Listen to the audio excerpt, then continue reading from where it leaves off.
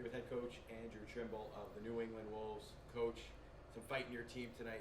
Down 4 coming into the third, cut the lead to 2. What can you say about the resiliency of your group? I mean, all season long. If there's any characteristic that could define those kids, or I'd like them to be known as, is they're a group of kids that doesn't quit. If you're whether they're the most skilled team in the world or the best players, doesn't matter. They don't quit on anything. So when there's no deficit that's too much, they're going to battle to the last puck drop, and I think that's a remarkable characteristic. How much do you think fell on the leadership core, and how much responsibility do they take in handling those big moments and the roller coasters that you guys had throughout the season? A lot of it, but it's I would say, and I don't want to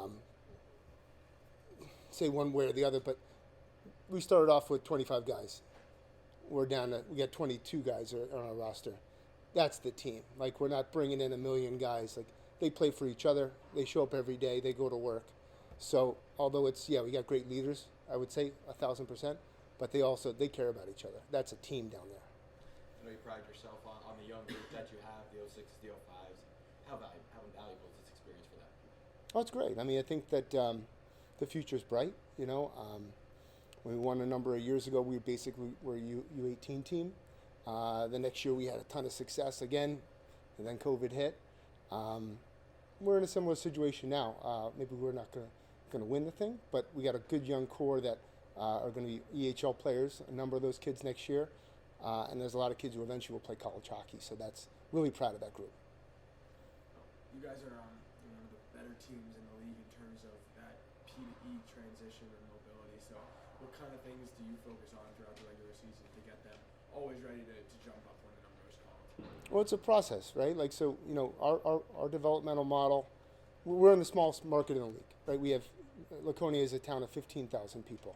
You compare that to Philly, New Jersey, Boston, it's a little bit different. Yeah. So our emphasis has to be on development, and that's developing the character of the kids, staying like a good cohesive unit as a team, but also there's a tremendous amount of value in each kid. So when we get a kid we recruit, we place a lot of emphasis on getting the right kids, getting in the right billets, developing those players, and we want them all to play one day in the EHL and play in the college hockey. So it's a good, strong group, and I think that has a bright future. And he talked a little bit, alluded to the leadership. Zach Spacuzza, a guy who gets on the score sheet today. I see him going to the locker room after the second period, picking everyone's head up. What can you just say about him? So I moved up to New Hampshire from New Jersey in 2012. I got hired to do the skills for the Lakes Region Lakers, which was where actually the Wolves will be taking over their youth program next year. We'll have all the way from U8 up to U20. But I was hired to be the skills coach for the Lakes Region Lakers, and there was a little mite out there. 2005, what would that be? He'd be 8 years old, Zach Spacuzza, and he was a good little skater then. And it's been a journey with Zach, and we got more ahead of us too. I'm really proud of Zach. He's a great kid, great family. Both of his brothers have played hockey or been involved in the program in some aspect. There's not too many accolades I could say that would be far off the mark. He just is a fantastic kid. And it had one of the most dominant lines in the EHLP all season long. I mean, they were arguably the energizers of your team. So how much pride did you take? And despite having a younger team, you were on the higher end of goal scoring, higher end players. I mean, all 3 of those guys are arguably in the top 10 of the EHLP. So how much pride did you take in having that as kind of a weapon in the arsenal all year long? Sure. Well, those kids. So from after COVID till about 2022, we ran our academy program, and we had our U16s, and one year we had a U18.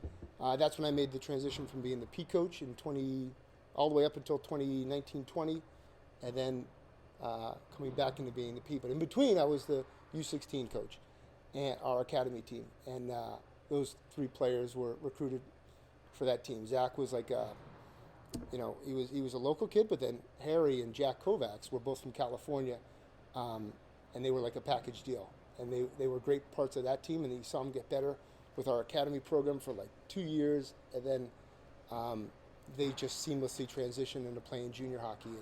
And Harry's in 06 has got 100 points in this league. It's pretty good. And he's a good player, and they're all really good kids, and they're all leaders. And even though Jack doesn't wear an A on his shirt, he's a fantastic leader. That's head coach Andrew Trimble of the New England Wolves. Thanks for joining us, Coach. Thanks, guys.